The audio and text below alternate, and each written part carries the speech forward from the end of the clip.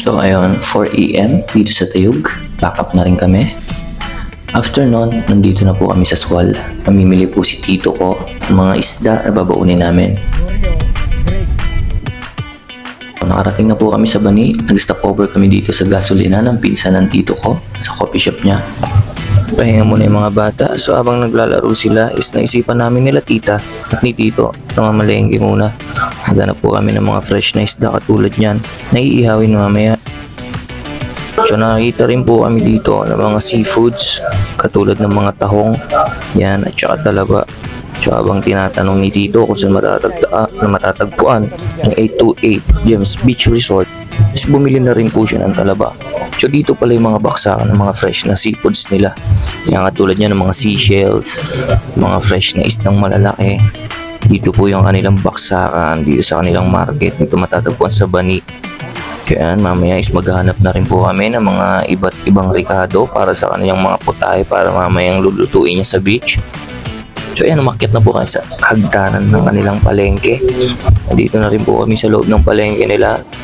So namang problema si tito kung saan makakabili ng caldereta mix. Iniisip niya kung ano mga lulutuin niya. So ayan, naghanap-hanap muna siya. Kamot ulo siya dahil wala siyang mahanap na caldereta mix. So ang ginawa niya is bumili muna siya ng mga prutas na babaunin din namin. Tulad ng rambutan at etong grapes.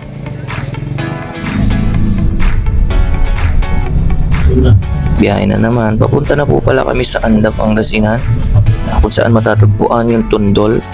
And touchdown. Nandito na po kami sa Tundol Beach. Ayan. Ito po yung 828 Gems Resort. Napakaganda. White sand talaga. Tingnan nyo naman. Ayan. Binabanaw rin po namin yung aming lulutuing kambing para mamaya para sa kaldereta at pinapaitan. So yan, yung puting kambing is naging itim na po dahil pinupulpugan na po nila tito at yung mga pinsan niya. Ayan, yan na yung ating mga masters sa Katayan. Ang sarap nitong fresh na talaba na to. Meron din tayong sashimi, tsaka itong kilawing tangigi. So yung iba is nagagayak na rin. At ako busy na rin sa pag-iihaw nitong mga isda na to. Yan, habang yung iba is busy na rin. Then yung mga master natin, umpisahan na rin nilang buksan ng Alfonso natin. So ayan, nag-ihaw na rin po ako ng talaba at pinapakulo ko na yung pinapaitan at karne ng kambing na pangkaldereta. Nagayak na rin yung iba. At si tito naman is tinadtad na rin po niya yung kanyang native na manok para sa adobong lulutuin niya para sa ulamin namin mamaya kasama ng kaldereta at kung ano-ano pa. So yung mga tita at lola ko, model muna.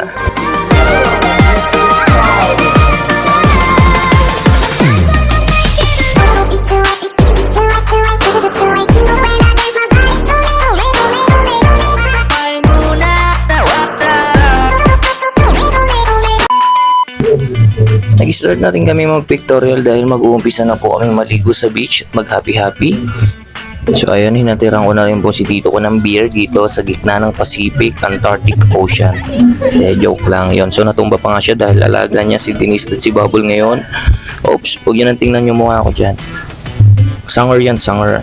So ito nga pala yung site sa Tundol Beach. Napakaganda, white sand beach, mala Boracay. Kahit di pa man ako nakapunta sa Boracay, guys, nakikita ko pag napunta kayo rito sa Anda, mamamesmerize kayo. Napakaganda. So namasyal-masyal muna ako. So pauwi na rin kami. Bago umuwi, kakain muna kami at mag-i-speech muna ang aking titong si Sayong.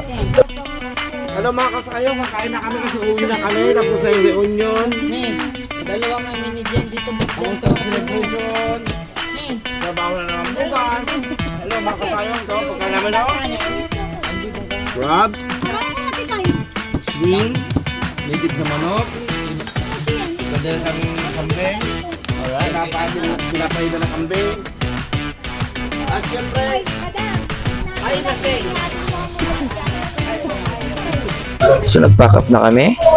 Alas 5 na ng hapon nang makaalis kami sa beach. So ito is bago kami umuwi ng bahay sa Tayug, is dumaan muna kami sa Rosales para mag-Jollibee. Dahil pagod ang lahat, eto nag-iinat-inat, kakain muna tayo para diretso tulog na at pahinga.